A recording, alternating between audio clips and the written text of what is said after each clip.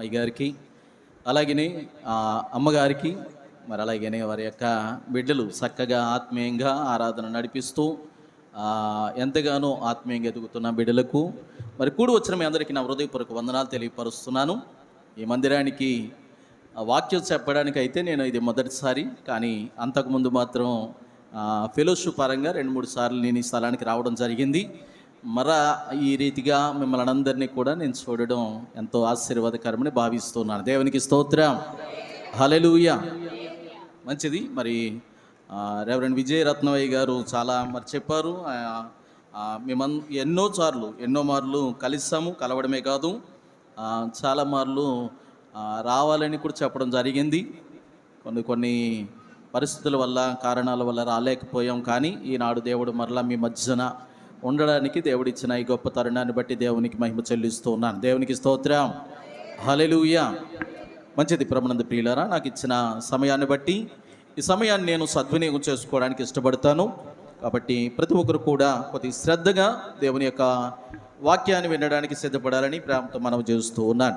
దేవుని యొక్క వాక్యంలో చక్కటి మాట మనం చదువుకున్నాం. ఏ వాక్యాన్ని చదువుకున్నామండి? నెహెమ్యా గ్రంథం 1వ అధ్యాయము 1వ వచనం నుండి 11 వచనాలు మనం జ్ఞానించాము. అక్కడ ఒక పట్టణం కనబడుతూ ఉంది. ఆ పట్టణాన్ని గురించి నెహెమ్యా చెబుతూ అంటారు, నా పితరుల సమాధులుండు పట్టణము పాడైపోతూ ఉండగా నాకు సంతోషం ఎలాగుంటుంది అని అడుగుతూ ఉన్నారు రాజుగారిని. ఈరోజు నేను అంటాను, నా వాక్య సారాంశం అది కాదు, కానీ నేను వాక్యంలోకి వెళ్ళే ముందు ఒక మాట మీకు తెలియపరచాలనుకుంటున్నాను. ఒక పట్టణం పాడైపోయింది. ఆ పాడైపోయిన పట్టణంలో ఆ యొక్క పట్టణస్తులందరూ కూడా ఎంతగానో ఆ పట్టణాన్ని విడిచి వెళ్ళిపోతూ ఉన్నారు. ఎందుకంటే పాడైపోవడానికి గల కారణం ఏంటంటే ఆ పట్టణము సారవంతమైన పట్టణము కాదు. ఆ పట్టణము భూసారాన్ని కోల్పోయింది. భూసారం కోల్పోయిన ఆ పట్టణంలో అనేక మంది వలస వెళ్ళిపోతూ ఉన్నారు. ఎందుకంటే ఆ పట్టణంలో బ్రతకలేక జీవిస్తూ ఉండగా అనేక మంది వలస వెళ్ళిపోతూ ఉండగా ఆ వలస వెళ్ళిపోతున్న వారిని గురించి ఆ పట్టణస్తులు ఎంతగానో వేదన పడుతున్న సమయంలో ఆ పట్టణానికి ఒక దైవజనుడు వస్తూ ఉన్నాడు. ఒక దైవజనుడు వచ్చినప్పుడు ఆ పట్టణస్తులు ఆ దైవజనుని చూసి అంటూ ఉన్నారు, అయ్యా, మీరు ఈ పట్టణాన్ని చూస్తూ ఉన్నారు. ఈ పట్టణం రమ్యమైనది, కానీ ఈ పట్టణంలో ఉన్న నీరు మంచిది కాదు అని చెబుతూ ఉన్నారు. ఈ పట్టణంలో ఉన్న నీరు మంచిది కాదు. ఈ పట్టణము భూమి సారాన్ని కోల్పోతూ ఉంది. ఈ పట్టణము భూమి సారాన్ని కోల్పోవడానికి గల కారణం ఏంటంటే నీరు పాడైపోయింది అని చెబుతూ ఉన్నారు. చూద్దాం ప్రభునందు ప్రియులారా, 2వ అధ్యాయము 2వ రాజుల గ్రంథము 2వ అధ్యాయము 19వ వచనాన్ని ఒకసారి చదువుకుందాం. అంతటా ఆ పట్టణపు వారు, ఈ పట్టణం ఉన్న చోటు రమ్యమైనదని మా ఏలిన వాడవైనా నీకు కనబడుచున్నది, కానీ నీళ్ళు మంచివి కావు. అందుచేత భూమి నిస్సారమై ఉన్నదని ఎలీషాతో అనగా. దేవునికి స్తోత్రం. చిన్న ప్రార్థన చేసుకుందాం. పరమ తండ్రి, నీకు స్తోత్రాలు అయా. ఈ రాత్రి దీనుడను, అల్పుడను, అయోగ్యుడను అయా నీ బిడ్డలకు తండ్రి నీ మాటలను ప్రకటించడానికి నిలబెట్టి వాడుకుంటున్న విధానాన్ని బట్టి మీకు స్తోత్ర. వివరిస్తున్న వాక్యమును బట్టి నీ బిడ్డలు తండ్రి వినగల సభలను, గ్రహింపగల మనస్సును కలిగి అయా వాక్యాన్ని తండ్రి ప్రభా హృదయంలో నాటింపు చేసుకోవడానికి నీ కృప చూపమని ప్రార్థన చేస్తూ ఉన్నాను. నిలబడి ఉన్న నేను బట్టి వాడిని అయా నన్ను నీ సిలువ సాటును మరుగుపరిచి నా నోటికి నీ జీవపు వాక్కును అందించి మీరే మహిమ పొందమని యేసయ్య అతి శ్రేష్టమైన నామమున అడిగి వేడుకొనుచున్నాము తండ్రి, ఆమేన్. దేవునికి స్తోత్రం, హల్లెలూయా. గట్టిగా చెబుదామండి, హల్లెలూయా, హల్లెలూయా. ధవళేశ్వరం పట్టణం వారు చక్కగా గట్టిగా ఆరాధన లేకపోతే హల్లెలూయా చెప్తారనుకున్నాను. చాలా కామ్గా కనబడుతూ ఉన్నారు మీరు. మరొకసారి మంచి స్తోత్రం దేవునికి చెల్లిద్దామా? హల్లెలూయా. మీ పాస్టర్ గారు అంత గొప్పగా నేను చెప్పలేకపోవచ్చు, కానీ మీ యవన దైవజనులంతా మంచిగా నేను మాట్లాడలేకపోవచ్చు, కానీ దేవుడు నాకు ఇచ్చిన తలాంతును బట్టి ఈరోజు మీతో మాట్లాడడానికి నేను సిద్ధపడుతూ ఉన్నాను. మీరు విన్నా వినకపోయినా దైవజనులు నాకు ఇచ్చిన సమయాన్ని నేను సద్వినియోగం చేసుకోవడానికి ఇష్టపడతాను. ఎంతమంది వినడానికి ఇష్టపడతారు? నిజంగానా? మధ్యలో బోరు కొట్టద్దేమో, జాగ్రత్త సుమి. దేవునికి స్తోత్రం, హల్లెలూయా. ఇప్పుడు మనం చదువుకున్న వాక్య భాగం ఉంది. ఈ యొక్క పట్టణము ఎరుకో పట్టణం. ఈ పట్టణంలోనికి ఎలీషా అనే దైవజనుడు వస్తూ ఉన్నాడు. ఎలీషా అనే దైవజనుడు వస్తూ ఉండగా ఈ దైవజనుడిని వారు చూస్తూ ఉన్నారు. ఆ పట్టణస్తులు ఆహ్వానిస్తూ ఉన్నారు.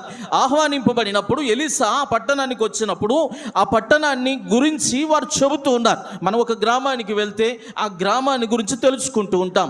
ఆ గ్రామం ఎలాంటిది, ఆ గ్రామ పరిస్థితి ఏంటి, ఆ గ్రామ పెద్దలు ఏంటి, ఆ నియమం ఏంటి, ఆ గ్రామానికి ఉండే కట్టుబాట్లు ఏంటి, అలా తెలుసుకుంటాము.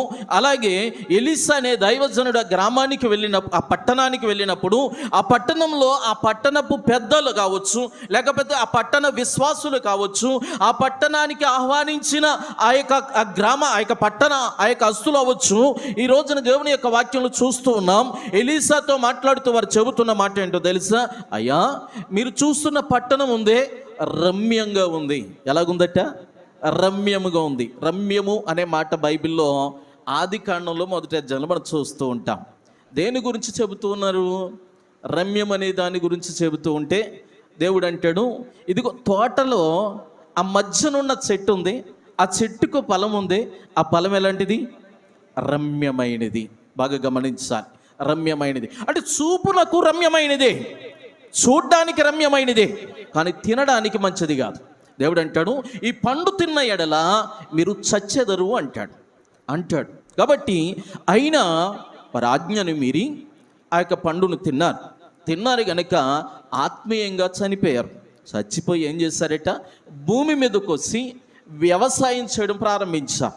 గచ్చపదలను, ముండ్ల తుప్పలను ఆ యొక్క తీసుకుని విత్తనం వేసి ఆ విత్తనం మరలా ఫలించే వరకు వారు ఏం చేశారు? వేచి చూశారు. బాగా గమనించారు. అంతకుముందు విత్తనం వేయాల్సిన పని లేదు.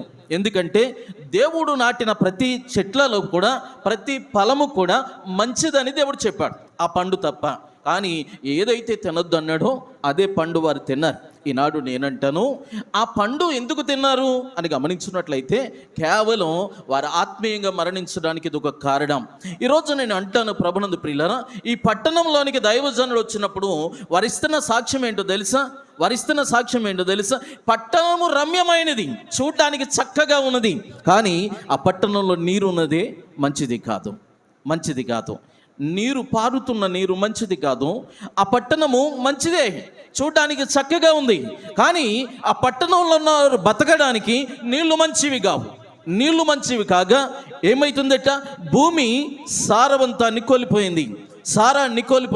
భూమి సారాన్ని ఇవ్వట్లేదు, నిస్సారమైపోయింది. ఈ భూమి నిస్సారమైపోవడానికి గల కారణం ఏంటంటే ఆ పట్టణంలో పారుతున్న నీరు మంచిది కాదు. ఏం మంచిది కాదట? చెప్పాలి, మీరు మాట్లాడాలి. ఏం మంచిది కాదు? నేను అంటాను, పట్టణము అనగా దైవ విశ్వాసులకు సాదృశ్యంగా ఉంది. దేవుని మందిరానికి వస్తున్న విశ్వాసులకు సాదృశ్యంగా ఉంది. పట్టణము దేవుని యొక్క విశ్వాసులకు సాదృశ్యంగా ఉంటే నీరు పరిశుద్ధాత్మకు సాదృశ్యంగా ఉంది. బాగా గమనించాలి. నీరు పరిశుద్ధాత్మకు సాదృశ్యంగా ఉంది. మరి ఈ యొక్క నీరు లేకపోతే మంచిది కాదు కదా. ఇప్పుడు ఆ పట్టణం ఎలాగుంది? చూడడానికి రమ్యంగా ఉంది. రమ్యంగా అంటే అందంగా ఉంది. ఇప్పుడు మనుషులందరూ అందంగానే ఉంటున్నారు, చక్కగా చూడడానికి చాలా బాగుంటారు. మందిరానికి వచ్చినప్పుడు చాలా చక్కగా కనబడుతూ ఉంటారు. వారిలో ఉన్న బలహీనతలు ఏంటో ఎవరికి తెలియదు, వారిలో ఉన్న వ్యక్తిగత ఇబ్బందులు ఏంటో ఎవరికి తెలియదు, వారిలో ఉన్న ఆ యొక్క రోగం ఏంటో ఎవరికి తెలియదు. పై రూపాన్ని చూసి ఏమనుకుంటామంటే బాగానే ఉన్నాం అనుకుంటూ ఉంటాం, కానీ లోపల కృంగదీస్తున్న వ్యాధి ఉందే, అది భయంకరమైనది, అది ఎవరికి తెలియదు. అందుకే దేవుని యొక్క వాక్యం చెబుతుంది, నరుని హృదయం చెడిపోయిందట. ఇర్మియా గ్రంథంలో అంటాడు, నీ హృదయము ఘోరమైన వ్యాధి గలది అంటాడు. హృదయం మోసకరమైనది, అది బహుఘోరమైన వ్యాధి గలది అంటూ ఉన్నాడు. ఈ ఘోరమైన వ్యాధి కలిగిన హృదయాన్ని సరిచేయాలంటే ఎక్కడ సరి చేయబడుతుంది? మెకానికల్ దగ్గరికి వెళ్తే బండి సరి చేయబడుతుంది. ఏదైనా ఇక యంత్రం లేక మైక్ సంబంధించింది పాడైపోతే ఆ మైక్ రిపేర్ చేసిన వాడి దగ్గరికి పట్టుకెళ్తే రిపేర్ చేస్తాడు. మరి హృదయం ఎవరి దగ్గర బాగుపడుతుంది? ఎవరి దగ్గరికి వెళ్తే దాన్ని సరిచేస్తాడు అంటూ ఉన్నాడు. హృదయాన్ని దేవుని దగ్గరికి తీసుకురావాలి. ఎందుకో తెలుసా? నా కుమారుడా, నీ హృదయము నా కిమ్ము అంటూ ఉన్నాడు. దేవునికి స్తోత్రం, హల్లెలూయా. హృదయం ఆయనకి కావాలి. ఎందుకు కావాలంటే హృదయ శుద్ధి గల వారు ధన్యులు, వారు దేవునిని చూసేదరు అంటూ ఉన్నాడు. ఈ రాత్రి నేను అంటాను ప్రభునందు ప్రియులారా, హృదయం అనేది పాత్రగా ఉపయోగపడుతుంది.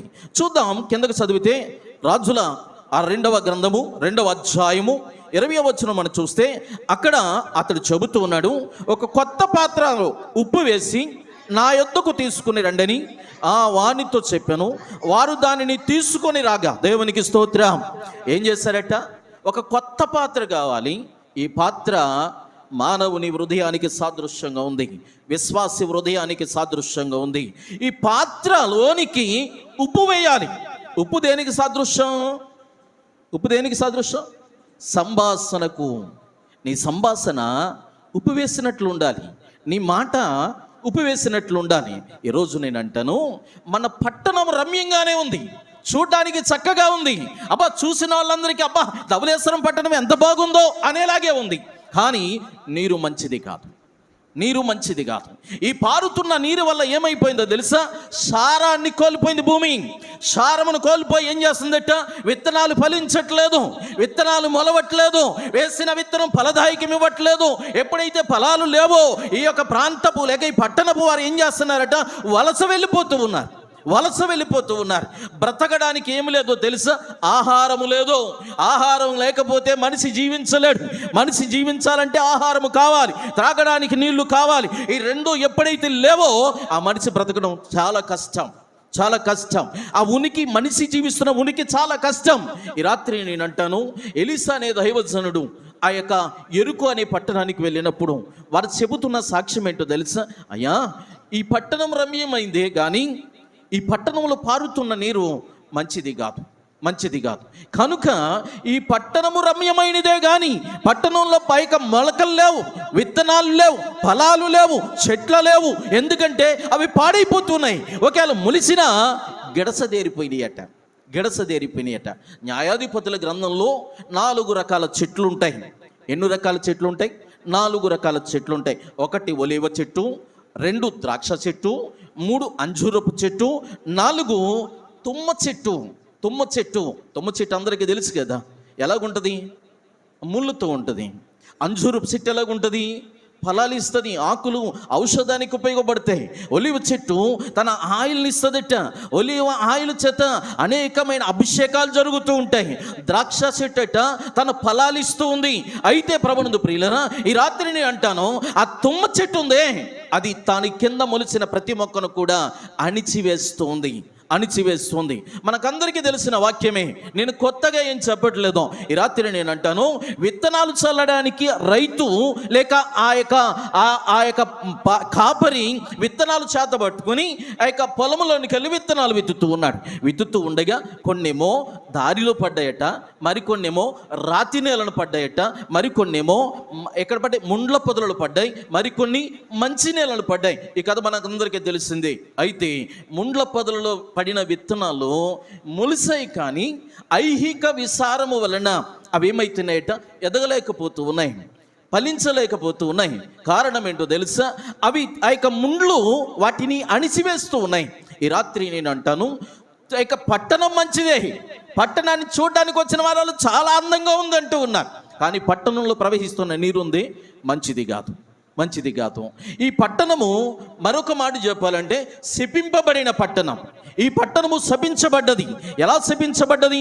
ఒక మాట మీకు చెబుతాను. ఇప్పటి వరకు నేను ధవళేశ్వరం అన్నాను కదా, క్షమించండి. ఇక్కడున్న పట్టణం ఏంటో తెలుసా? యెరికో పట్టణం. దేవునికి స్తోత్రం, హల్లెలూయా. ఈ యెరికో పట్టణం గురించి నేను మాట్లాడుతూ ఉండగా ఈ యెరికో పట్టణం శపించబడ్డది. ఎలా శపించబడ్డది ఒకసారి చూద్దాం. చూడండి ప్రభునందు ప్రియులారా, యెహోషువ గ్రంథము 6వ అధ్యాయము, యెహోషువ గ్రంథము 6వ అధ్యాయము 26వ వచనాన్ని ఒకసారి చదువుకుందాం. దొరికిన వారికి త్వరగా అందించడానికి సహకరించండి. అకాలమున యెహోషువ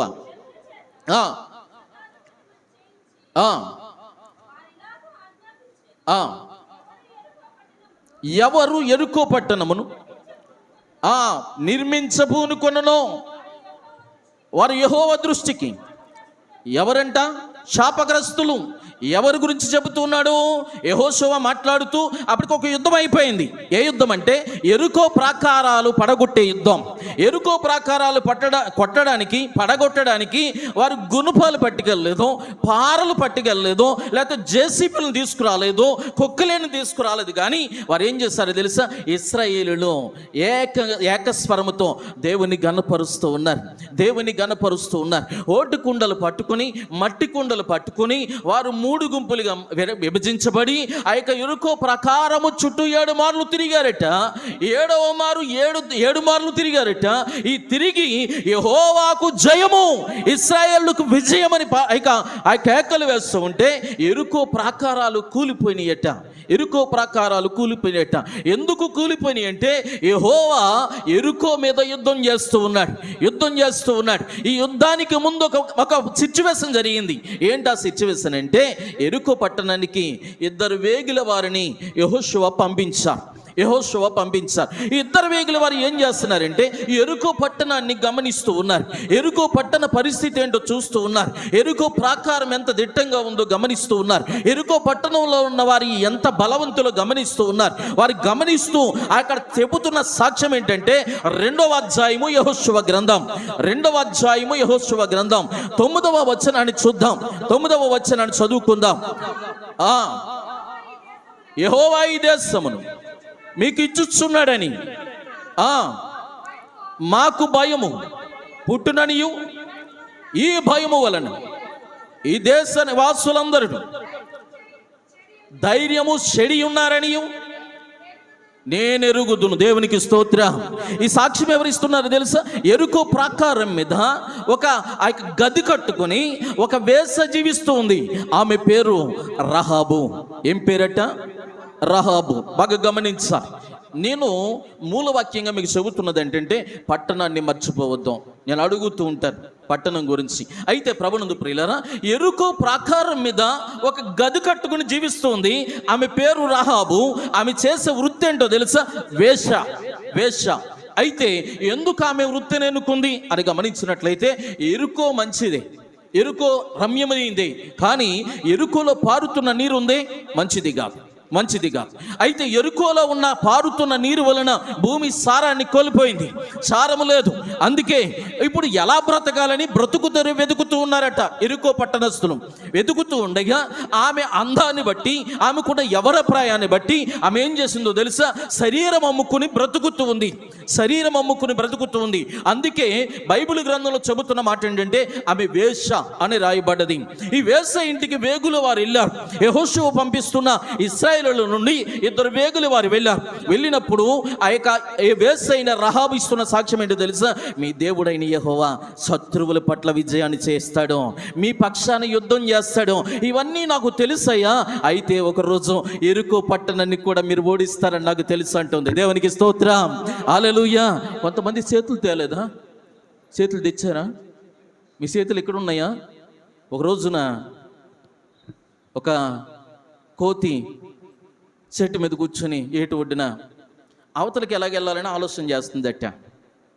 ఏంటిది చెప్పాలి? కోతి అవతల ఒడ్డుకి వెళ్ళాలని ఆలోచన చేస్తుందట. ఇంతలో ఆ నీటిలో ఎప్పటి నుండో చక్కగా ఈతు అవతలకి ఇవతలకి వస్తున్న ఒక ముసలు ఉందట. చాలా చక్కగా అవలీలగా వెళ్ళిపోతుందంట. అవతలకి వెళ్ళిపోతుంది, ఇవతలకి వచ్చేస్తుంది. ఈ యొక్క ముసలిని చాలా గమనిస్తుంది కోతి పైనుండి చెట్టు మీద ఉండి. ఒక రోజున ఈ ముసలికి కోతికి దోస్తు కలిసి బావ అంటే బావ అనుకుంటున్నారట. మా పాస్టర్ గారి లాగా అనుకుంటూ ఏం చేస్తుందట, కోతి ఒక రోజున ముసలిని పిలిచి, ముసలి బావ నేను ఎప్పటి నుంచో నాకు కోరుకుండిపోయింది బావ, అది నీ వల్ల అవుతుంది, తీర్చగలవా అని అడిగిందట. వింటున్నారా? మిమ్మల్ని అడుగుతున్నాను, వింటున్నవారు దేవునికి స్తోత్రాలు చెల్లిద్దాం. హల్లెలూయా. అయితే ప్రభునందు ప్రియులారా, ఇప్పుడు ముసలి బావ అందట, అది ఎంత పని బావా, నాకు అవలీలగా వెళ్ళిపోతున్నాను కదా, నిన్ను తీసుకెళ్ళడం పెద్ద కష్టమేముంది అన్నదట. ఎవరు చెప్పాలి? ముసలమ్మ కాదు, ముసలి. ముసలి ఏంటి నీటిలో ఉండేది, ముసలమ్మ మన పక్కన ఉండేవారు. దేవునికి స్తోత్రం, హల్లెలూయా. వారినంటే ఊరుకోరు సుమి, జాగ్రత్త. అయితే ఇప్పుడు కోతి ఏం చేసిందంటే, సరే తీసుకెళ్ళమని ఒప్పందం చేసుకుంది కనుక వెంటనే ఆ చెట్టు మించి దిగి ఆ ముసలి నడుము మీద కూర్చుందట. ముసలి చక్కగా వీదుకుంటూ వెళ్ళిపోతుందంట. ఎక్కడికి చెప్పాలి? ఆవతలొడ్డికి. మధ్యలోకి వెళ్ళేటప్పటికి ముసలికి ఒక ఆలోచన వచ్చిందంట. ఏంట ఆలోచన? ఎప్పటి నుంచో ఆశ ఉండిపోయింది బావా, ఏంటో తెలుసా, నీకు ఆశ నేను తీరుస్తున్నాను కాబట్టి నా ఆశ నువ్వే తీర్చాలి అన్నదట్ట ముసలి బావ.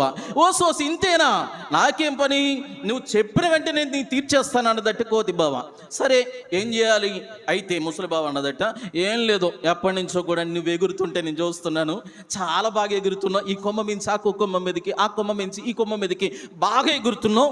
చాలా వారి నోట, చాలా మంది నోట నేను విన్నాను, కోతి గుండంట చాలా మంచిదట, కాబట్టి నీ గుండె తినాలని ఉంది బావా అన్నదట. ఎవరు?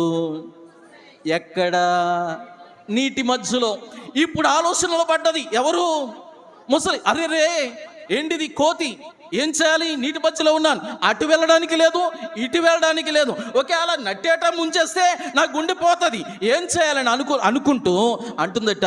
ఒక్కసారి దీర్ఘంగా ఆలోచించి, అయ్యయ్యో వెర్రి బావా, ఒడ్డునున్నప్పుడు చెప్తే తెచ్చేద్దని కదా అన్నదట. ఏంటది? గుండెకాయ.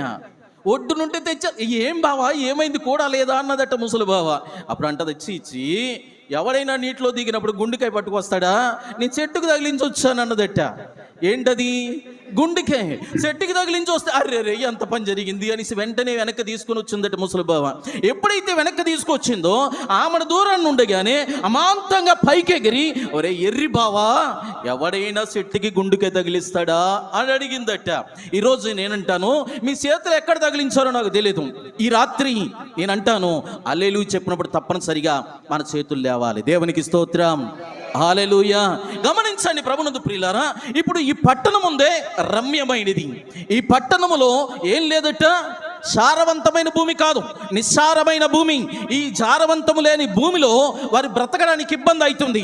అందుకే మొదట నేను అన్నాను, అనేక మంది వలస వెళ్ళిపోతూ ఉన్నారు. మరికొందరు ఏం చేస్తున్నారు, అందాన్ని వ్యాపారంగా పెట్టుకున్నారు. అందుకే దానికి సదృశ్యంగా ఎవరున్నారట, రాహాబు ఉన్నది. ఎక్కడున్నది? ప్రాకారం మీద ఉన్నది. ఏం చేస్తుంది? వేశ్యగా తన ఒళ్ళమ్ముకుంటూ ఉంది. తప్పుగా అనుకోవద్దు కానీ వేశ్య తన ఒళ్ళమ్ముకోవడానికి గల కారణం ఏంటో తెలుసా? ఆ పట్టణంలో బ్రతుకు తెరువు కోసం మరొక దారి లేదు, బ్రతుకు తెరువు కోసం మరొక దారి లేదు. అందుకే ఆమె ఏం చేస్తుంది తెలుసా? ఒళ్ళమ్ముకుంటూ ఉంది. ఒళ్ళమ్ముకుని శరీరాన్ని అమ్ముకుంటూ ఆమె అందాన్ని పాడు చేసుకుంటూ వ్యాపారంతో ఏం చేస్తుంది తెలుసా? ఆమె కుటుంబాన్ని పోషించుకుంటూ ఉంది. దేవునికి స్తోత్రం, హల్లెలూయా. ఇంకా కొన్ని చేతులు లేవట్లేదు. యవనులారా, మీ చేతులు ఇక్కడ ఉన్నాయా? మరొకటి ఏమన్నా చెప్పాలా? దేవునికి స్తోత్రం, హల్లెలూయా. గమనించండి ప్రభునందు ప్రియులారా, ఆమె వేశ్యగా మారడానికి గల కారణం ఏంటో తెలుసా? కేవలం ఆమె అందం. ఆ అందం లేకపోతే ఏమైపోయేదో ఒకటి. రెండవది నేను అంటాను, ఈ యెరికో పట్టణం శపితమైనది. ఎందుకు శపితమైనదంటే యెహోషువ చెబుతూ ఉన్నాడు, ఈ పట్టణ ప్రాకారాలు ఎవరైతే కడతారో వారు నశించిపోతారు, వారు పాడైపోతారు. ఒకవేళ గుమ్మాన్ని నిలబడితే వారి పెద్ద కుమారుడు చనిపోతాడు. ఒకవేళ ప్రాకారాలు దిట్టపరచడం ప్రారంభిస్తే వారి చిన్న కుమారుడు చనిపోతాడు అని చెబుతూ ఉన్నాడు. అందుకే చూడండి ఏమైతుంది. మొదటి రాజుల గ్రంథము 16వ అధ్యాయము 34వ వచనాన్ని చదువుకుందాం. మొదటి రాజుల గ్రంథము 16వ అధ్యాయము 34వ వచనం. అతని దినములలో బెతేలుయుడైన హియ్యేలు జీవితంలో యెరికో ప్రాకారములు పట్టణాన్ని కట్టించను. తన పునాది వేయగా ఏమైందట? అతని జ్యేష్ఠపుత్రుడు చనిపోయాడు.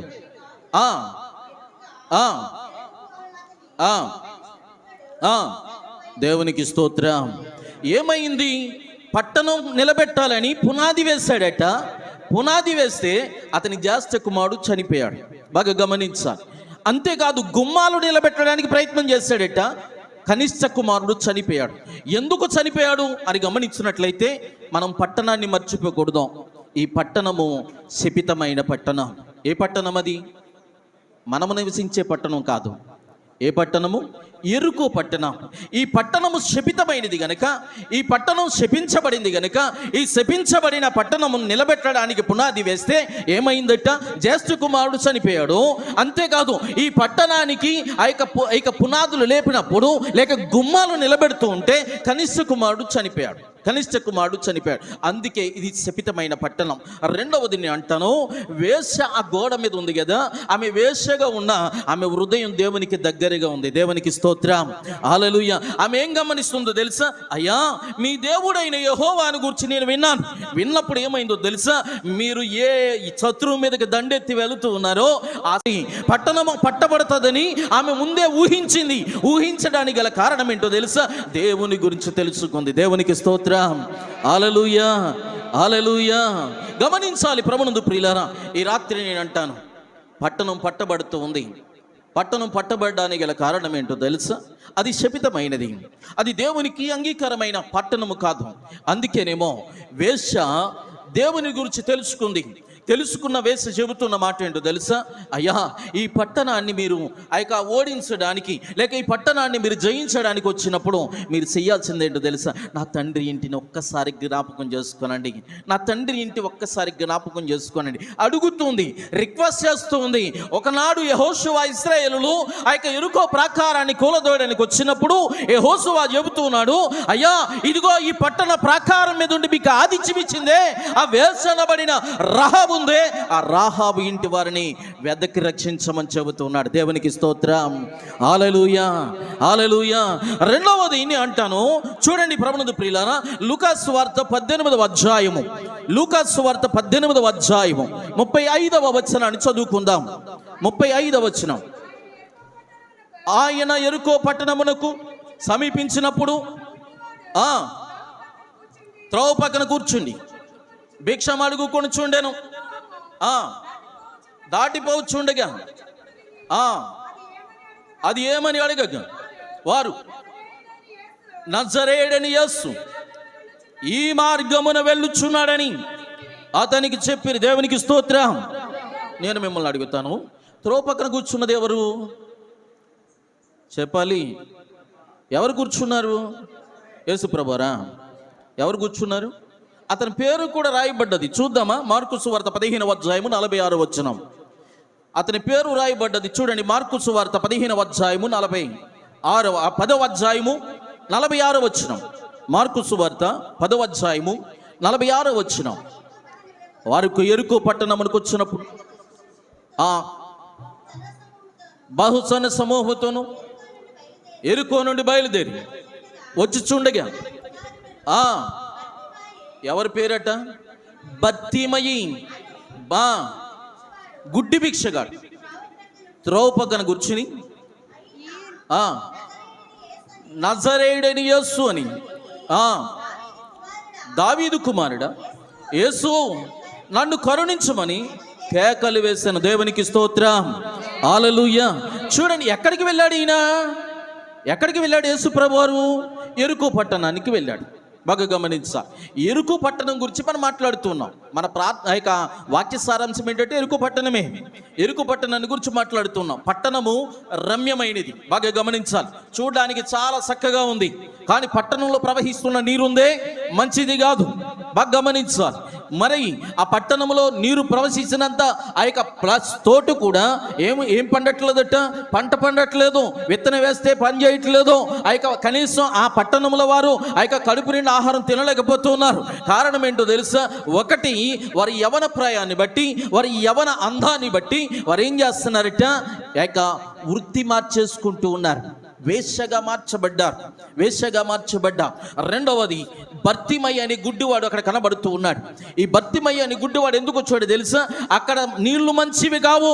అక్కడ తిన్న ఆహారం ఏం చేస్తుంది తెలుసా? కంటి చూపు పోగొడుతుందంట. కంటి చూపు లేకుండా చేస్తుంది. అందుకే ఆ బర్తిమయ్య అనే గుడ్డివాడు త్రోవ పక్కన కూర్చుని భిక్షం అడుగుతూ ఉన్నాడు. ఏమడుగుతున్నాడట?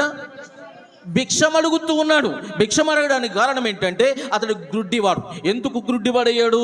నీళ్లు మంచివి కావు. చెప్పాలి, ఏం మంచివి కావు? నీళ్లు మంచివి కావు. భూమి సారవంతమైనది కాదు. భూమి సారవంతమైనది కాదు గనుక ఇప్పుడు ఆ యొక్క గుడ్డి భిక్షగాడు భిక్షం అడిగి బతుకుతూ ఉన్నాడు. బాగా గమనించా, భిక్షం అడిగి బతుకుతూ ఉన్నాడు. ఒకటి, రాహాబేమో తన అందాన్ని అమ్ముకుని బ్రతుకుతూ ఉంది.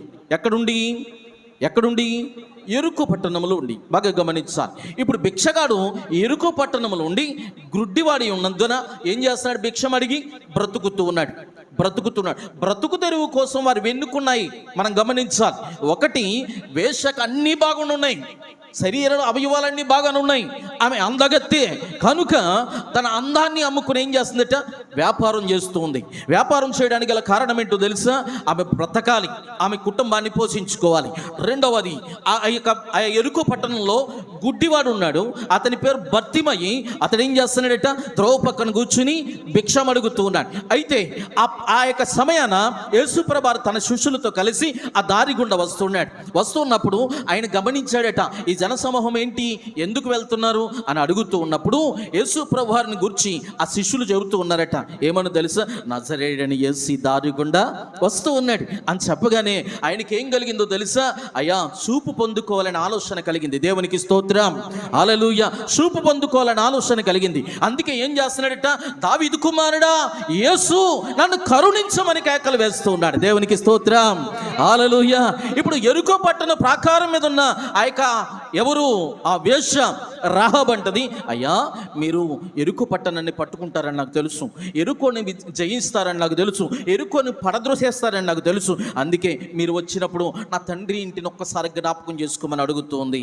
ఇప్పుడు గుడ్డివాడు అడుగుతున్నాడు, దావీదు కుమారుడు యేసు, నన్ను కరుణించమని కేకలు వేస్తూ ఉన్నాడు. ఇప్పుడు యేసు ప్రభు దారి గుండా వెళ్తూ ఆయన ఉన్న చోటికి వచ్చి నిలిచి ఆయనను పిలుస్తూ ఉన్నాడు. ఆయన ఎలా తీసుకురమ్మని పిలుస్తూ ఉన్నాడు. ఆయన రాగానే ఆయన చెబుతున్నాడు, చూపు పొందగోరుచున్నావా అని అడుగుతున్నాడు. దేవునికి స్తోత్రం, హల్లెలూయా.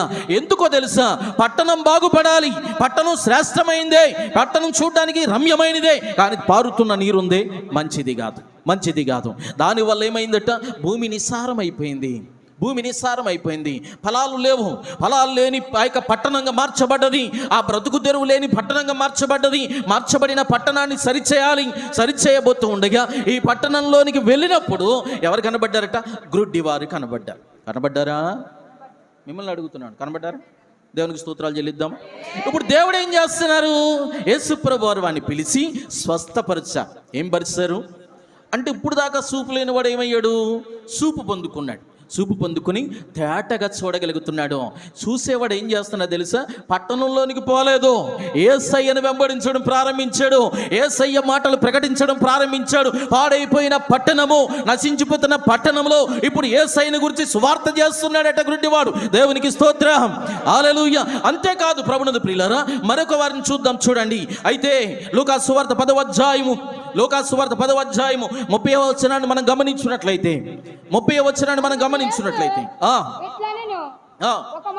ఒక మనుష్యుడు యెరూషలేము నుండి ఎక్కడికి వెళ్తున్నాడు? మనం సారాంశం ఏంటి? వాక్య సారాంశం ఏంటి? ఎరుకో పట్టణం. బాగా గుర్తుంచుకోవాలి. ఇప్పుడు ఒక మనుష్యుడు ఎక్కడి నుంచి వెళ్తున్నాడు? యెరూషలేము నుండి ఎరుకోకి వెళ్ళిపోతున్నాడు. యెరూషలేములో ఉన్న వాళ్ళందరూ ధనవంతులేనండి. బాగా గమనించాలి. యెరూషలేములో ఉన్న వారందరూ ఆశీర్వదింపబడిన వారే. ఇప్పుడు యెరూషలేము నుండి ఎరుకోకి వెళ్తున్నాడు ఒక వ్యక్తి. బాగా గమనించాలి. ఎరుకోకి వెళ్తూ ఉండగా ఏమైందో తెలుసా? కొందరు దొంగలు వచ్చారు. చదవమ్మా.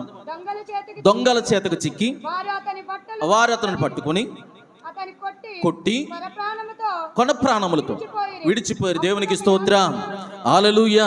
ఇప్పుడు ఏం చేస్తారట? దొంగలు వచ్చారు, ఆయన్ని కొట్టారు. ఎవరిని కొట్టారు? యెరూషలేము నుండి ఎరుకోకి వెళుతున్న వాడిని. ఎందుకు కొట్టారో తెలుసా? ఆయన దగ్గర కొంత ధనం ఉంది, ఆయన ధనవంతుడని గుర్తెరిగారు. ఈ దొంగలు ఎక్కడి నుంచి వచ్చారు చెప్పాలి? ఎరుకో పట్టణం నుండి వచ్చారు. ఎక్కడి నుంచి వచ్చారు? ఎరుకో పట్టణం నుంచి వచ్చారు. ఎందుకు దొంగలయ్యారు వాళ్ళు? చెప్పాలి. ఎందుకయ్యారు? నీరు మంచిది కాదు, పట్టణం ఫలించట్లేదు, చూడడానికి చక్కగానే ఉంది, రమ్యంగానే ఉంది, అబ్బా కంటికి ఇంపుగా ఉంది, కానీ ఏం లేదు తెలుసా? సారము లేదు, భూమి పంట లేదు, ఫలించుకుని పంట పండించుకుని తినడానికి ఏమాత్రం అవకాశం లేదు. ఆ నీరు పారుతుందే, ఆ పారుతున్న నీరు ఏమైందంటే మంచిది కాదు గనుక సారాన్ని కోల్పోయిన భూమిలో వారు జీవిస్తున్నారు గనుక ఒకటి వేశ్యగా మార్చబడ్డది స్త్రీ. బాగా గమనించాలి. తన అందాన్ని అమ్ముకుని ఏం చేస్తుందట, తన కుటుంబాన్ని పోషించుకుంటుంది. రెండవది గుడ్డి భిక్షగాడు త్రో పక్కన కూర్చుని అడుక్కుని భిక్షమెత్తుకొని తన కుటుంబాన్ని పోషించుకుంటూ ఉన్నాడు. మూడవది దొంగలుగా మార్చబడ్డారు. ఎవరు వీళ్ళు? ఎరుకో పట్టణస్థులు దొంగలుగా మార్చబడ్డారు. ఎందుకు మార్చబడ్డారయ్యా అంటే ఆ పట్టణంలో కడుపు నిండా భోజనం చేయడానికి లేదు. ఎందుకో తెలుసా? పట్టణము చక్కగా చూడడానికి బాగానే ఉంది కానీ నీరు మంచిది కాదు, నీరు మంచిది కాదు. నీరు మంచిది కాలేని వలన భూమి సారాన్ని కోల్పోయింది. భూమి సారాన్ని కోల్పోయింది కనుక ఆ పట్టణస్తులు ఏమైపోయారట? దొంగలుగా మార్చబడ్డారు, దొంగలుగా మార్చబడ్డారు. ఇప్పుడు వేశ్య అయిన రాహాబుకు విముక్తి ఉంది. ఉందా లేదా? ఎలాగుంది? నేను ఉందంటే మీరు ఉందని వేసినవేనా? ఉందా లేదా? విముక్తి కలిగిందా లేదా? ఇశ్రాయేలులు ఎరుకో మీదకి దండెత్తి వచ్చినప్పుడు ఎరుకో పట్టణ ప్రాకారం మీద ఉన్న రాహాబును ఆమె కుటుంబాన్ని వారు రక్షించారు. ఏ అపాయం రాకుండా వారిని కాపాడారు. ఒకటి. రెండవది గుడ్డి భిక్షగాడు త్రోపకన కూర్చుని భిక్షం అడుగుతూ ఉంటే అతనిని చూపు పొందింపజేసి అతనిని యేసయ్యను ప్రకటించేవారిగా చేశారు. దేవునికి స్తోత్రం. ఇద్దరికి విడుదల కలిగింది. ఇప్పుడు దొంగలకు విడుదల కలుగుతుందా లేదా? దొంగలకు విడుదల కలుగుతుందా లేదా? ఎలా కలుగుతుంది? ఎలా కలుగుతుంది? వీరేం చేస్తున్నారు తెలుసా? భయంకరమైన దొంగలుగా మార్చబడ్డా. వీరు కొట్టి కొన ప్రాణాలతో విడిచిపెట్టేస్తూ ఉన్నారు. అందుకే చెబుతూ ఉన్నారు, చూడండి ఏం చెబుతున్నారంటే, వీరు యెరూషలేము నుండి యెరికో పట్టణానికి వచ్చినప్పుడు దేవుడు చెబుతున్న మాట ఏంటో తెలుసా? అయ్యా, ఈ యెరికో పట్టణంలో ఆ యెరూషలేము పట్టణం నుంచి వచ్చిన వారిని కొట్టేవారు ఉన్నారు, కొన ప్రాణాలతో కొట్టి విడిచిపెట్టేసేవారు ఉన్నారు. ఎందుకు కొడుతున్నారు వీళ్ళు? దొంగలు గనక దోసుకోవడానికి కొడుతూ ఉన్నారు. ఈ దోసుకుంటున్న వారు ఏం చేస్తున్నారు తెలుసా? కొట్టి కొన ప్రాణాలతో విడిచిపెట్టేస్తూ ఉన్నారు. ఈ దొంగలకు మారు మనసు కావాలి. ఎలాగొస్తుందో ఒకసారి చూద్దాం. చూడండి ప్రభునందు ప్రియులారా, లూకాసు సువార్త 23వ అధ్యాయము 40వ వచనం చదువుకుందాం. లూకాసు సువార్త 23వ అధ్యాయము 40వ వచనం చదువుకుందాం. రెండవ వాడు వానిని గద్దించి, నీవు అదే శిక్షా విధిలో ఉన్నావు గనుక దేవునికి భయపడవా? అట్లయితే మనకైతే ఇది న్యాయమే. మనము చేసిన వాటికి తగిన ఫలము పొందుచు ఉన్నాము. ఈయన ఏ తప్పిదమును చేయలేదని చెప్పి ఆయనను చూసి, యేసు నీవు నీ రాజ్యములోనికి వచ్చినప్పుడు నన్ను జ్ఞాపకం చేసుకోమని చెప్పాను. వానితో నేడు నీవు నాతో కూడా పరదేశంలో ఉండు. దేవునికి స్తోత్రం. హల్లెలూయా. చూడండి ప్రభునందు ప్రియులారా, ఇప్పుడు గమనించినట్లయితే ఎవరిల్లు? యేసు ప్రభువు వారి దగ్గర సిలువ వేయబడ్డవారు దొంగలు కదా, దొంగలే కదా. అందుకే మొదటివాడు అంటాడు, నువ్వు దేవుని కుమారుడు అయితే, నువ్వు యేసుక్రీస్తు అయితే నిన్ను నువ్వు రక్షించుకుని మమ్మల్ని కూడా రక్షించవచ్చు కదా అంటూ ఉన్నాడు. రెండోవాడు మాట్లాడుతూ ఉన్నాడు, ఏమన్నాడట? ఇది మనకు తగును. ఎందుకో తెలుసా? మనం అదే శిక్షా విధిలో ఉన్నాం. మనం ఆ పని చేస్తున్నాం. ఏం చేస్తున్నాం? అనేక మందిని ఏం చేస్తాం? దోసుకున్నాం. దోసుకోవడమే కాదు, అనేక మందిని చిత్రహింసలు పెట్టాం. అంతేకాదు కొన ప్రాణాలతో విడిచిపెట్టాం. ఇది మనకు తగును. అయితే ఈయనైతే ఏ తప్పిదము చేయలేదాం, ఏ తప్పిదము చేయలేదాం. అందుకే యేసు, నేడు నీవు నీ రాజ్యంలోనికి వెళ్ళినప్పుడు నన్ను జ్ఞాపకం చేసుకోమని చెబుతూ ఉంటే యేసు ప్రభువు అంటాడు, నేడు నీవు నాతో కూడా పరదేశంలో ఉండు. దేవునికి స్తోత్రం. హల్లెలూయా. ఎక్కడుంటారట? పరదేశం. అంటే దొంగకి కూడా ఏముందో తెలుసా? క్షమాభిక్ష ఉంది. దొంగకి కూడా క్షమాభిక్ష ఉంది. ఎందుకో తెలుసా? దొంగ మారు మనసు పొందితే క్షమాభిక్ష. ఎక్కడి నుంచి వచ్చాడు ఈ దొంగ? ఎరుకో పట్టణం నుంచి వచ్చాడు. బాగా గమనించా. ఎరుకోలో బందిపోటు దొంగలుగా, లేకపోతే అనేక మందిని కొట్టి కొన ప్రాణాలతో విడిచిపెట్టే దొంగలుగా ఉన్నారు. వీరికి మారు మనసు కావాలని నా యేసయ్య ఏం చేశాడు తెలుసా? సిలువలో కూడా క్షమాభిక్ష పెట్టాడు. దేవునికి స్తోత్రం. హల్లెలూయా.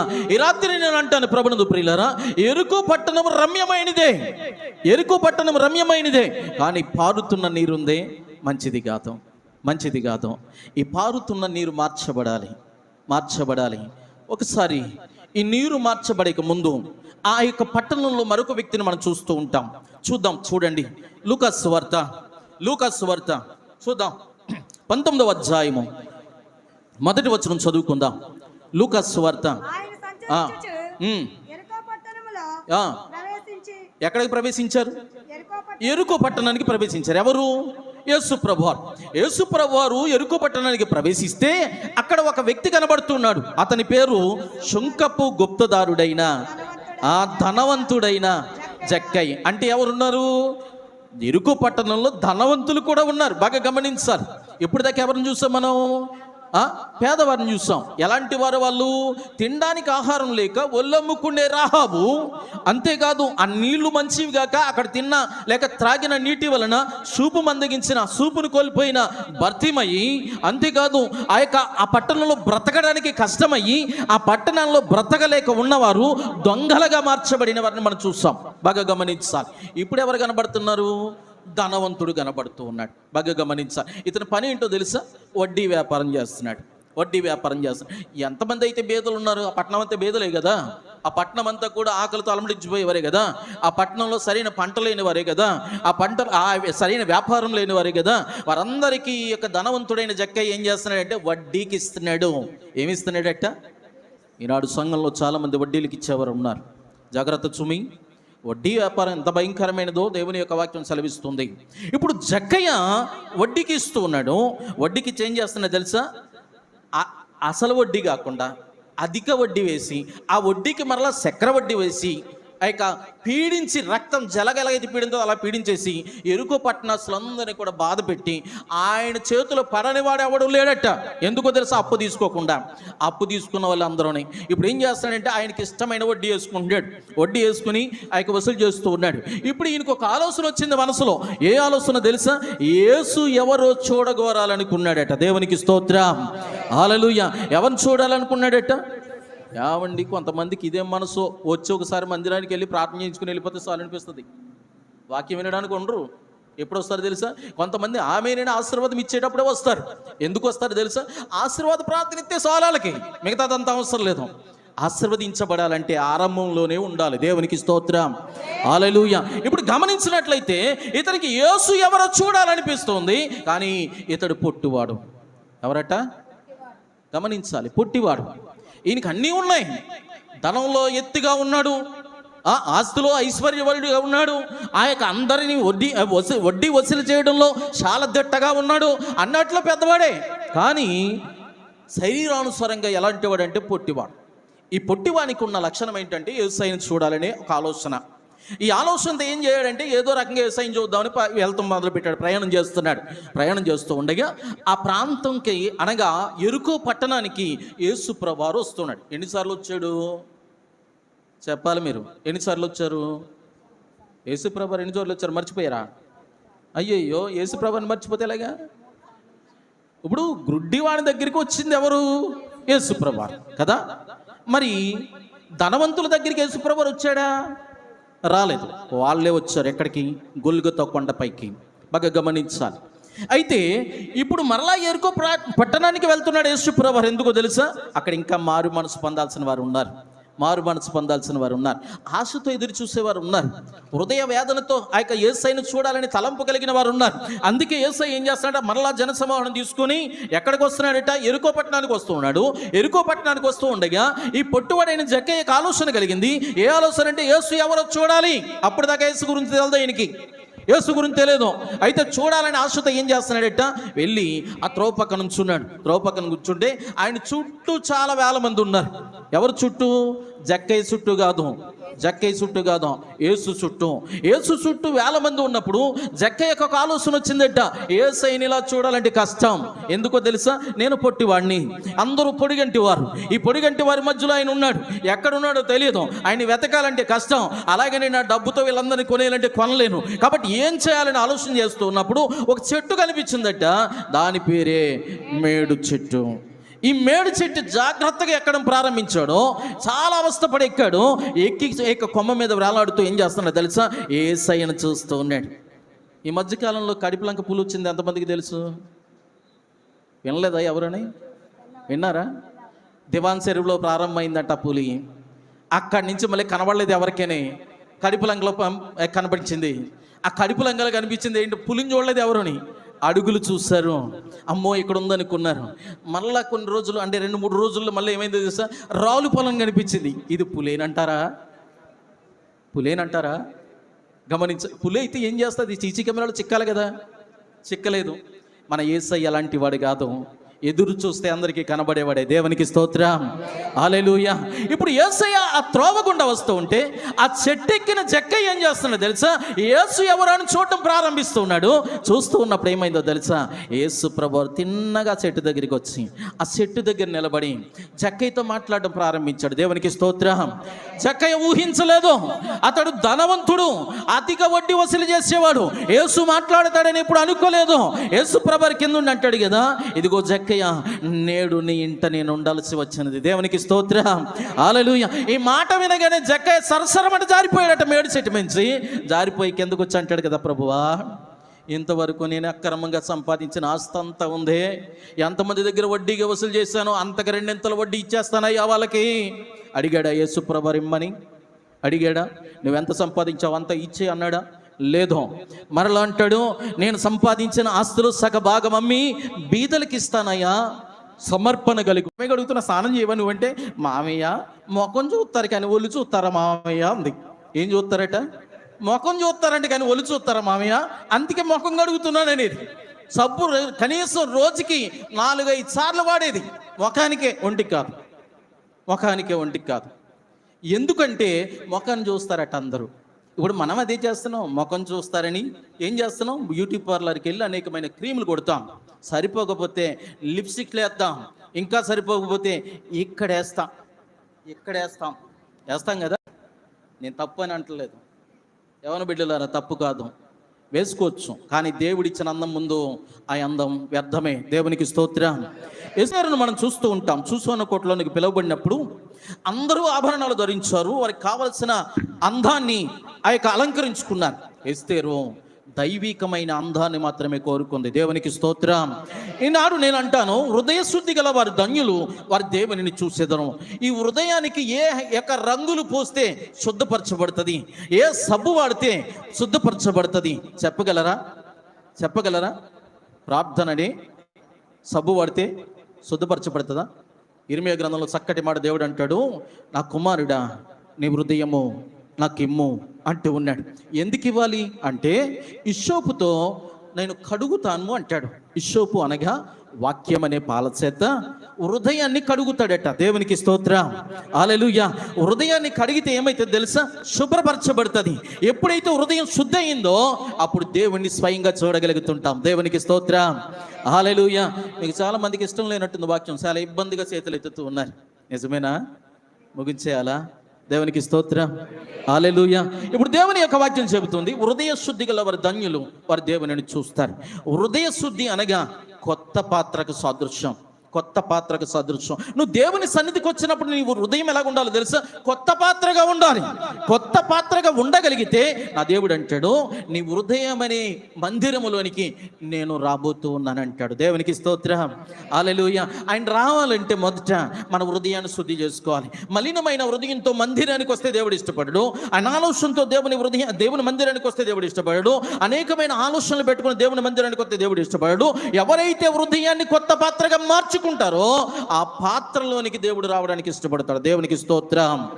ఇప్పుడు కొత్త పాత్ర కావాలి. కొత్త పాత్ర ఉంటే సరిపోతుందా? మరి ఇంకేం కావాలి? ఉప్పు కావాలి. ఉప్పుని గురించి మాట చెప్పి ముగించేస్తాను. చూడండి, కొలస్సీలకు రాసిన పత్రిక 4వ అధ్యాయం, కొలస్సీలకు రాసిన పత్రిక 4వ అధ్యాయము 6వ వచనం. కొలస్సీ పత్రిక 4వ అధ్యాయము 6వ వచనం. ప్రతి మనుషునికి ఎలాగ ప్రత్యుత్తరం ఇవ్వవలెనో అది మీరు తెలుసుకొనండి. మీ సంభాషణ ఎలాగుండాలట? ఉప్పు వేసి. సంభాషణ అంటే ఏంటి? మాటలు. నోరు మంచిదైతేనట ఊరు మంచిదైతుందట. నోరు మంచిది కాకపోతేనో పచ్చకాముల్లో లోకమంతా పచ్చగానే కనబడుతుందంట. ఏంటంటావు తేడా? వాడు అనుకుంటున్నాడు ఊరంతా పచ్చగా ఉందేంటి అనుకుంటున్నాడు. కారణం ఏంటో తెలుసా? వాడికి పచ్చకామర్లని గ్రహించట్లేదు, ఊరంతా పచ్చగా ఉంది అనుకుంటున్నాడట. నోరు మంచిది కాకపోతే ఊరు మంచిది కాదు. మన హృదయంలో ఆలోచన మంచివి కాకపోతే మనతో మాట్లాడే వాళ్ళందరూ వ్యతిరేకంగానే కనబడుతూ ఉంటారు. దేవుని యొక్క వాక్యం సెలవిస్తుంది. ఉప్పు అనగా సంభాషణ. ఈ సంభాషణ ఎందులో ఉండాలి? కొత్త పాత్రలో ఉండాలి. కొత్త పాత్ర ఏంటి? మనిషి లేక విశ్వాసి యొక్క హృదయం. విశ్వాసి హృదయంలోనికి దేవుని మాటలని ఆ యొక్క ఉప్పు వేయబడాలి. ఉప్పు వేయబడితే అప్పుడు ఏమైతే తెలుసా? ఆ పాత్ర నూతనమైన పాత్ర. ఆ పాత్రలో వేసిన సంభాషణ ఇప్పుడు జాగ్రత్తగా పట్టుకెళ్ళిపోతాడు. చూడండి, 2వ రాజుల గ్రంథం 2వ అధ్యాయము, 2వ రాజుల గ్రంథం 2వ అధ్యాయము 24వ వచనము, 24వ వచనము. అతడు నీటి ఊట యొద్దకు పోయి 21వ వచనం, 21వ వచనం. అతడు పోయి అందులో ఉప్పు వేసి, యెహోవా సెలవిచ్చినదేమనగా, ఈ నీటిని నేను బాగు చేసి ఉన్నాను గనుక ఇక దీని వలన మరణము కలగకపోవును, భూమియు నిస్సారముగా ఉండదు అనెను. దేవునికి స్తోత్రం, హల్లెలూయా. ఏమైందట? పాత్రలు ఉప్పు వేసుకుని ఊట ఎక్కడైతే ప్రారంభమైందో, నీరు ఎక్కడి నుంచి ప్రారంభమైందో అక్కడికి వెళ్ళాడట. వెళ్ళి ఏం చేస్తున్నా తెలుసా? ఆ పాత్రలో ఉన్న ఉప్పు నీటిలో వేశారు. అంటే దేవుని మాటలనే ఆ ఉప్పు నీటిలో వేయబడ్డాయి. బాగా గమనించాలి. నేను అంటాను, అసలు ఈ నీటిలో ఉప్పు వేయడానికి గల కారణం ఏంటి? ఉప్పు వేస్తే నీళ్ళు ఎందుకు మారుతాయి? బాగా గమనించాలి. మనిషి జీవితం మారాగా మార్చబడుతూ ఉంది. మారా అనే సేదు జీవితంలో మధురం కావాలి. మధురం కావాలంటే ఏం చేయాలో తెలుసా? యేసయ్య అని ఆయన వ్యక్తిగత మాటలు అనగా యోహాను సువార్త 1వ అధ్యాయం 14వ వచనంలో చెప్పబడే రీతిగా, ఆయన వాక్యం చెబుతున్న రీతిగా, ఆ వాక్యమే శరీరధారి అయి కృపాసత్య సంపూర్ణునిగా మన మధ్య నివసించును అని చదివించిన రీతిగా ఆయన వాక్యము చేత అది శుద్ధీకరించబడుతుంది. ఆ వాక్యము చేత అది శుద్ధీకరించబడుతుంది. ఈ రాత్రి నీ హృదయం శుద్ధీకరించబడాలి. నీ హృదయం శుద్ధీకరించబడాలి. నీ అందాన్ని చూసి నువ్వు అనుకోవచ్చు, బ్రతుకు తెరువు కోసం నేను నా అందాన్ని అమ్ముకోవచ్చు అని నువ్వు అనుకోవచ్చు. అంధత్వాన్ని బట్టి ఒకవేళ భిక్షం ఎత్తుకుని బ్రతకొచ్చు అని. అయితే దేవుడు అంటూ ఉన్నాడు, నువ్వు ఆ రీతిగా ఉండడం దేవునికి ఇష్టం లేదో, నువ్వు భిక్షం ఎత్తుకుని బ్రతకడం దేవునికి ఇష్టం లేదో. దేవుడు అంటూ ఉన్నాడు, నీ అందాన్ని చూసి బ్రతకడం కాదు, అందం మోసకరం సౌందర్యం వ్యర్థమని చదివిస్తున్న దేవుడు ఈ రాత్రి దేవుడు చెబుతూ ఉన్నాడు, నీ హృదయము ఒక కొత్త పాత్రగా మార్చబడాలి. కొత్త పాత్రగా మార్చబడాలి. ఆ పాత్రలో యేసయ్య మాటలనే ఉప్పు వేయబడాలి. యేసయ్య మాటలనే ఉప్పు వేయబడాలి. ఇక రోమీయులకు రాసిన పత్రికలో అపోస్తుడైన పౌలు అంటాడు, విశ్వాసము వలన వినుట వలన విశ్వాసము కలుగును అంటాడు. వినుట వలన విశ్వాసం కలుగును అంటాడు. వినుట అనేది ఏంటి? ఈ రోజున చాలామంది సీరియల్కి అడుగుని చాలా ఈనేసిన తర్వాత వాళ్ళు ఎప్పుడు ఏడుతారో వాళ్ళకంటే ముందు ఏడ్చేస్తున్నారు. ఇక్కడ అత్తగారిని కాళ్ళు ఏగనివ్వట్లేదట, అందుకు ఏడ్చేస్తుందంటే ఇక్కడ అవి కాదు వినడం. మరి ఏం వినాలి? యేసయ్య సంభాషణ వినాలి. యేసయ్య మాటలు వినాలి. వింటే ఏమైతుందో తెలుసా? విశ్వాసము కలుగుతుంది. ఆ విశ్వాసం ఏం చేస్తుంది తెలుసా? పారుతున్న నీరు పాడైపోయినా దాన్ని మధురంగా మార్చేస్తుంది. దేవునికి స్తోత్రం, హల్లెలూయా. నీ జీవితంలో మధురమే తప్ప పాడైపోయిన సేది అనుభవాలు ఉండవు. ఎప్పుడు తెలుసా? నీ హృదయమైన పాత్రలో యేసయ్య అనే మాటలు ఉప్పు వేయబడినప్పుడు. దేవునికి స్తోత్రం, హల్లెలూయా. కాబట్టి ప్రభునందు ప్రియులారా, ఈ రాత్రి మధురమైన ఉప్పు వలె మన సంభాషణ ఉండాలి. మన హృదయం పాత్రగా, కొత్త పాత్రగా మార్చబడాలి. ఆ నీటిలో వేయబడిన ఉప్పు వలె మన సంభాషణ ఉండాలి. యేసయ్య సువార్త అనే మాట మన నోట రావాలి. ఈ మాట వలనే మనం బ్రతకగలుగుతూ ఉంటాం. సారవంతం లేని భూమి ఏమైపోయిందట? సారాన్ని ఇస్తుందట. ఇప్పటి వరకు మరణించిన ఆయా జలసరాలన్నీ ఏం చేస్తున్నాయట? బ్రతికేస్తున్నాయట. ఇప్పుడు భూమి మీద ఎరుకో పట్టణంలో ఇక వలస వెళ్ళిపోవాల్సిన పని లేదు, భిక్షం అడుకోవాల్సిన పని లేదు, దొంగలుగా మార్చబడాల్సిన పని లేదు, లేకపోతే ధనికుల దగ్గర అప్పు తీసుకోవాల్సిన పని లేదు, అంతేకాదు ఒళ్ళమ్ముకుని బ్రతకాల్సిన పని లేదు. కారణం ఏంటో తెలుసా? అక్కడ ఉప్పు వేయబడ్డది, నీరు మార్చబడ్డది, ఇప్పుడు సారవంతమైన భూమిగా మార్చబడ్డది. దేవునికి స్తోత్రం, హల్లెలూయా. ఒక్కసారి మనమందరం లేచి నిలబడదాం. ఈ సారవంతమైన భూమిగా మనం ఎందుకు ఉండకూడదు? నిస్సారమైన భూమికి ఎంతవరకు ఉన్నామేమో, ఇంతవరకు ఉన్నానేమో, ఈ రాత్రి సారవంతమైన భూమిగా మార్చబడదాం. ఒక్కసారి ఆ త్రోవ పక్కన కూర్చున్న భిక్షగాడు, దావీదు కుమారుడా నన్ను కరుణించమని కేకలు వేస్తున్నట్లుగా ఈ రాత్రి కొద్ది ప్రార్థన మనం చేద్దాం. ప్రతి ఒక్కరు కూడా కండ్లు మూసుకుని హృదయపూర్వకంగా దేవుణ్ణి అడుగుదాం. ప్రతి ఒక్కరు కూడా మౌనంగా ఉండక దేవుణ్ణి అడుగుదాం, ప్రార్థన చేద్దాం. అయా దావీదు కుమారుడా నన్ను కరుణించమని ఆ గుడ్డివాడి కేకలు వేస్తున్నట్లుగా, అయా ఎరుకో పట్ట ప్రాకారం మీద ఆ యొక్క నివాసం ఉంటున్న ఆ రాహాబు అడుగుతుంది, అయ్యా నా బ్రతుకు మార్చబడాలయ్యా, నేను వేసగా ఉండడానికి ఇష్టపడట్లేదు అయ్యా, నా బ్రతుకు తెరువు లేక అయ్యా నేను ఇలా మార్చబడాల్సి వచ్చింది అయ్యా, నేను మార్చబడాలి అడుగుతూ ఉంది. అయ్యా దొంగలు అడుగుతున్నారు, పశ్చాత్తాపడుతూ ఉన్నాడు. అయ్యా రెండవ వాడు అడుగుతూ ఉన్నాడు, అయ్యా నేను నీ రాజ్యములోనికి వచ్చినప్పుడు నన్ను జ్ఞాపకం చేసుకోమని అడుగుతూ ఉన్నాడు. ఈ రాత్రి నువ్వేం చేస్తున్నావు? మార్చబడాలని, మారు మనసు పొందాలని దేవుని దగ్గర ప్రాధేయపడగలిగితే, నీ బ్రతుకు మార్చబడితే, సేద అనుభవం నుండి మధురమైన అనుభవంలోనికి నువ్వు వెళ్ళగలిగితే ప్రార్థన చేయి. ఒక కొత్త పాత్రగా నీ హృదయాన్ని మార్చుకో. మార్చబడిన ఆ కొత్త పాత్రలోనికి యేసయ్య అనే సంభాషణ నీ యొక్క హృదయంలోనికి రాబోతుంది. ఆయన మాటలు బ్రతికించేవి, ఆయన మాటలు నిన్ను నిత్య జీవపు వారసునిగా చేసేవి. ఈ రాత్రి అటువంటి మాటలను ఆయన హృదయమనే కొత్త పాత్రలోనికి ఆ యొక్క సంభాషణని యేసయ్య మాటలు వేసుకుందాం. ప్రతి ఒక్కరు ప్రార్థన చేద్దాం మౌనంగా ఉండక.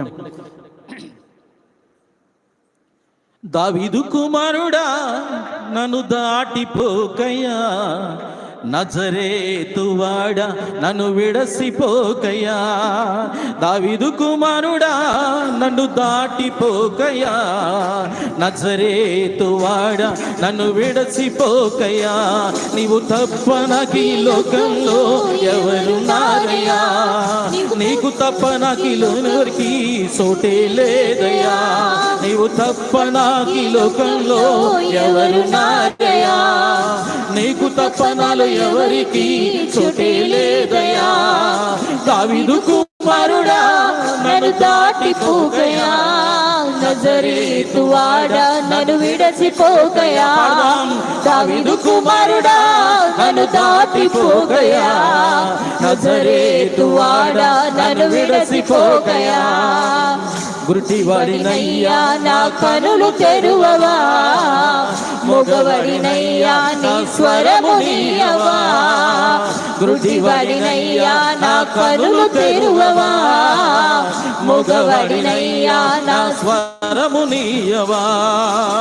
కుంటివాడినయ్యా నా తోడు నడువవా, కుంటివాడినయ్యా నాతో నడువవా. దావీదు కుమారుడా నన్ను దాటిపోకయా, నజరేతువాడా నన్ను విడసిపోకయా. దావీదు కుమారుడా నన్ను దాటిపోకయా, నజరేతువాడా నన్ను విడసిపోకయా. లోకమంతా చూసి నన్ను ఏడిపించినా, గాలితో నన్ను చేరదీసినావు. లోకమంతా చూసి నన్ను ఏడిపించినా, నిజాలితో నీవు చేరదీసినావు. ఒంటరినయ్యా నా తోడు నిలువవా, ఒంటరినయ్యా నా తోడు నిలువవా. దావీదు కుమారుడా నన్ను దాటిపోకయా, నజరేతువాడా నన్ను విడసిపోకయా. దావీదు కుమారుడా నన్ను దాటిపోకయా, నజరేతువాడా నన్ను విడసిపోకయా. నీవు తప్ప నాకి లోకంలో ఎవరున్నారయ్యా, నీవు తప్ప నాలో ఎవరికి చోటే లేదయ్యా.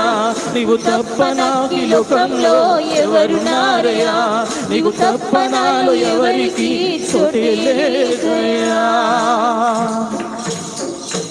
దావీదు కుమారుడా నన్ను దాటిపోకయా, నజరేతువాడా నన్ను విడసిపోకయా.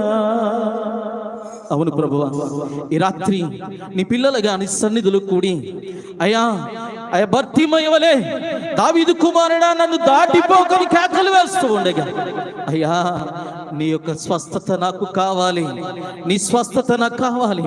ఎరుకో ప్రాకారం మీద ఆయా గూడు కట్టుకుని జీవిస్తున్న ఆయా అందాన్ని అమ్ముకుంటున్న ఆ యొక్క రహాబు జీవితాన్ని మరిచినట్టుగా నా బ్రతుకును మరచమని ప్రార్థన చేద్దాం.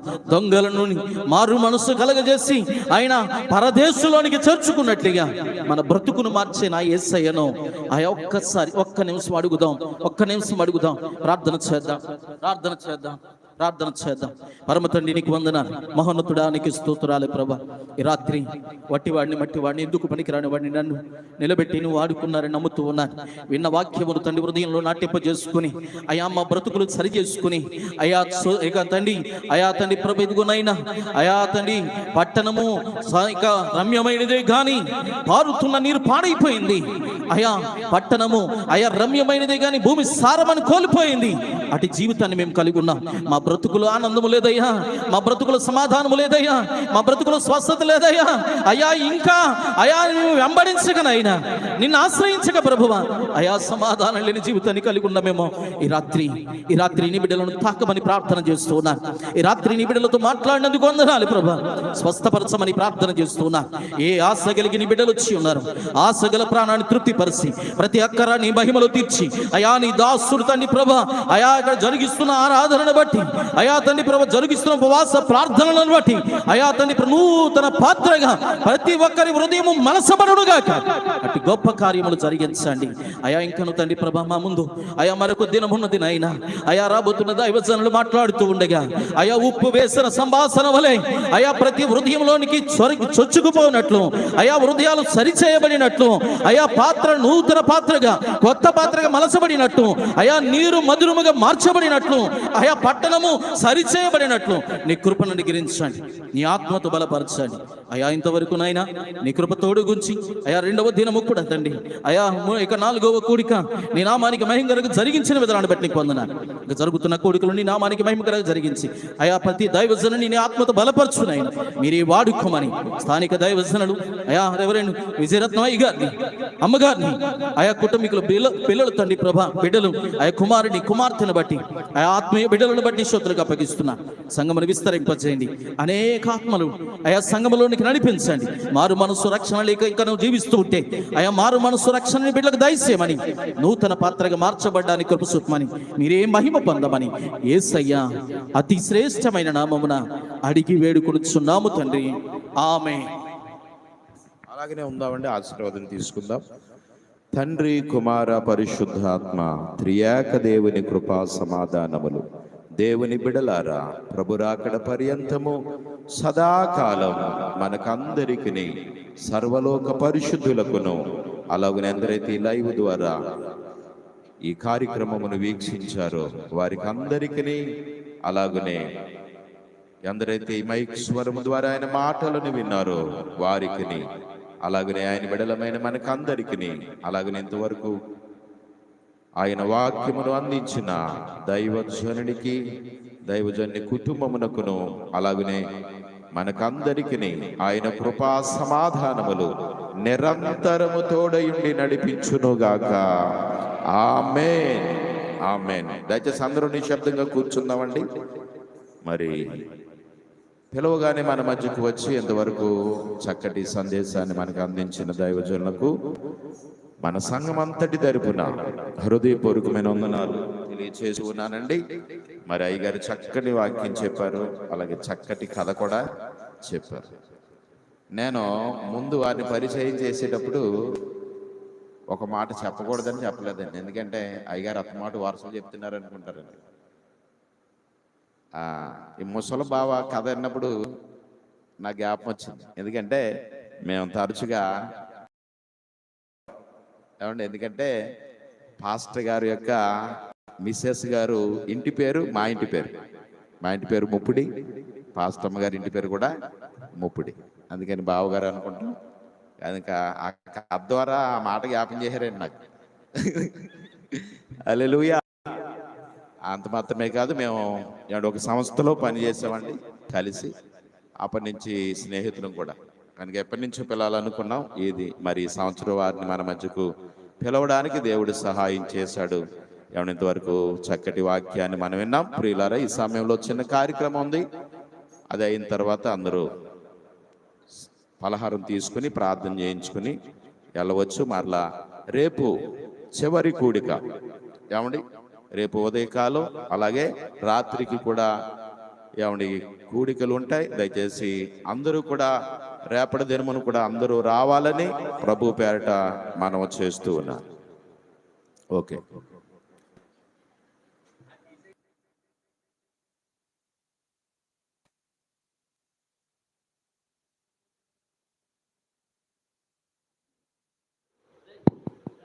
అదే అండి, మన యొక్క మందిరం పరిపూర్ణంగా పూర్తయింది కాబట్టి ఆ యొక్క సందర్భంగా వచ్చిన సేవకులకి 3 రోజులు వచ్చిన సేవకులకి మనం సన్మానం చేసి నూతన వస్త్రాలు మనం మన యొక్క సంఘం తరపున వారికి ఇచ్చి దైవజనులను గణపరుద్దాం అనుకున్నాం. ఈరోజు నేను అలాగే నిన్న వచ్చిన దయాకర్ గారికి కూడా మనం చేసాం.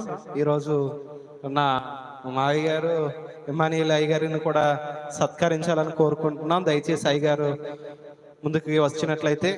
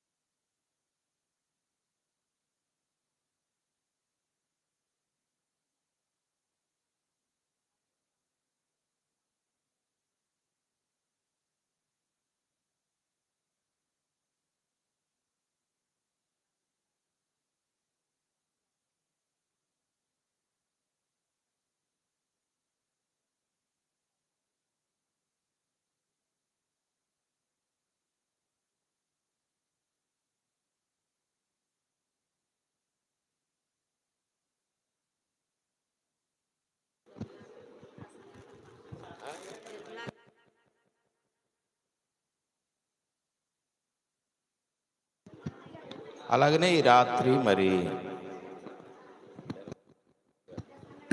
నిర్మల గారు, ప్రసన్న గారు పలహారం ఏర్పాటు చేశారు. దేవుడు వారి కుటుంబములను సమృద్ధిగా దీవించును గాక.